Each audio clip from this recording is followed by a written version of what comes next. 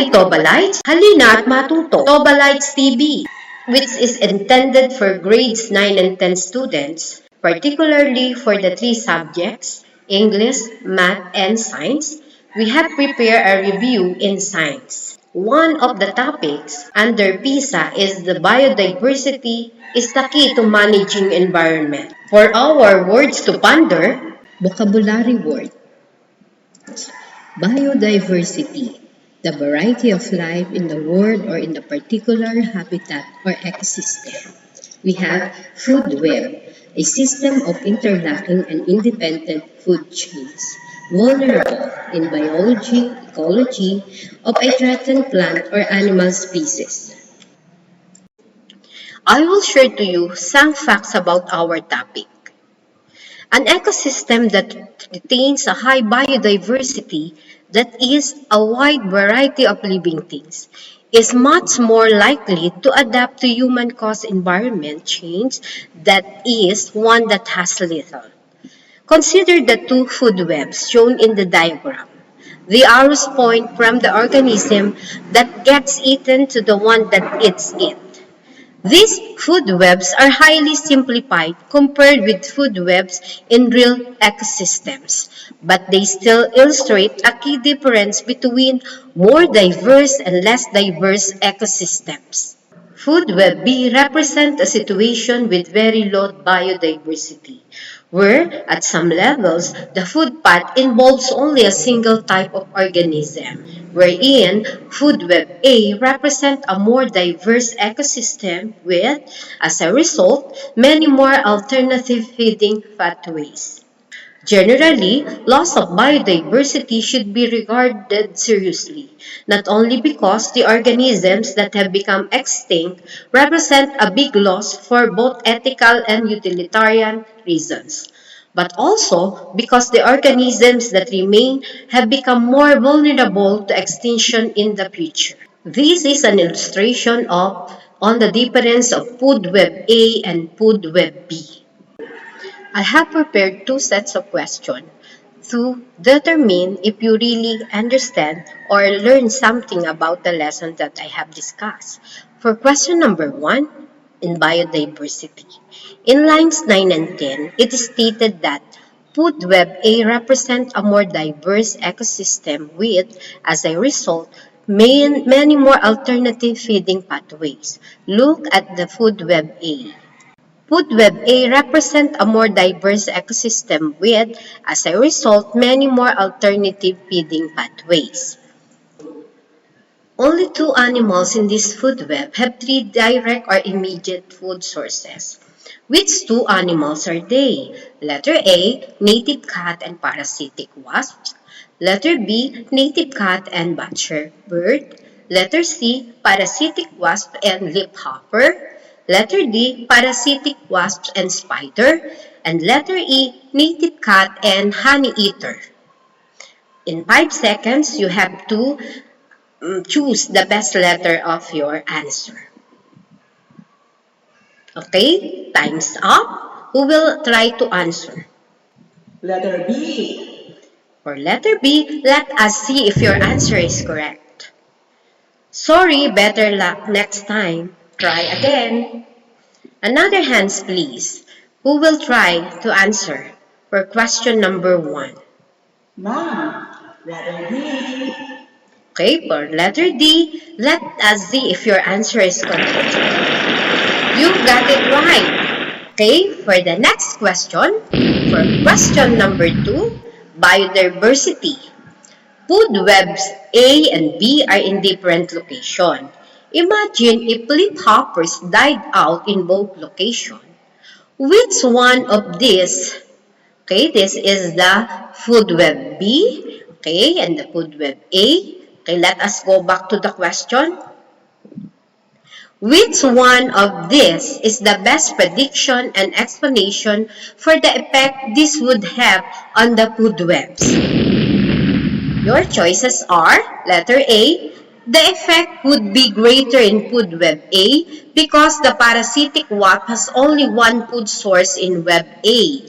Letter B, the effect would be greater in food web A because the parasitic wasp has several food sources in web A. Letter C, the effect would be greater in food web B because the parasitic wasp has only one food source in web B. Letter D, the effect would be greater in food web B because the parasitic wasp has several food sources in web B. Okay, who will try to answer in 5 seconds?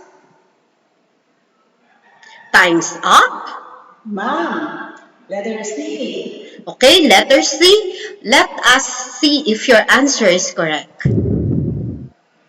Okay, you got the wrong answer. Sorry, better luck next time. Okay, another hands please. Okay, Ma'am, letter A.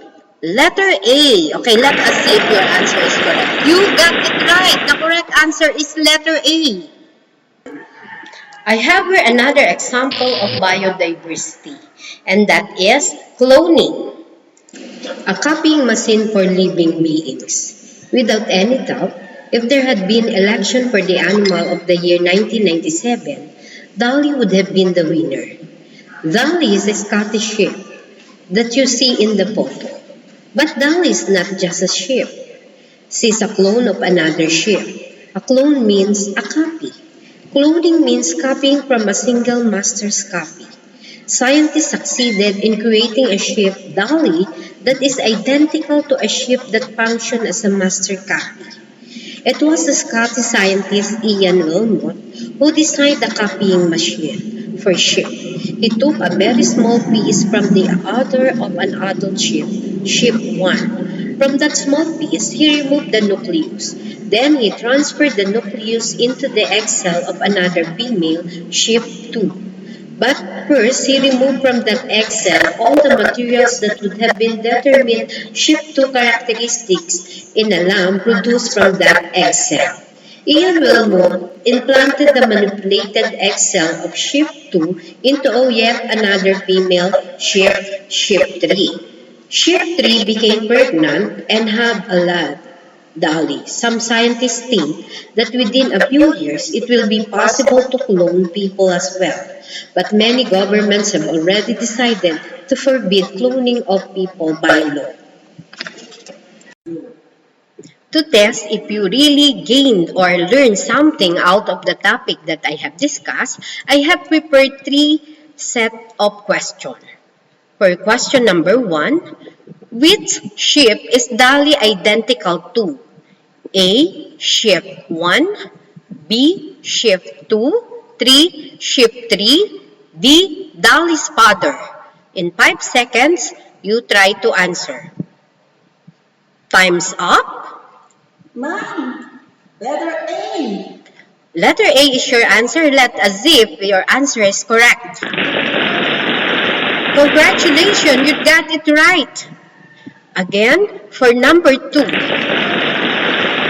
Number 2 on cloning, in line 14, the part of the odor that was used is described as a very small piece.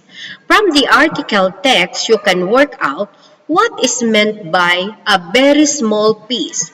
That very small piece is, okay, letter A cell, B, a gene, C, a cell nucleus, letter D, a chromosome.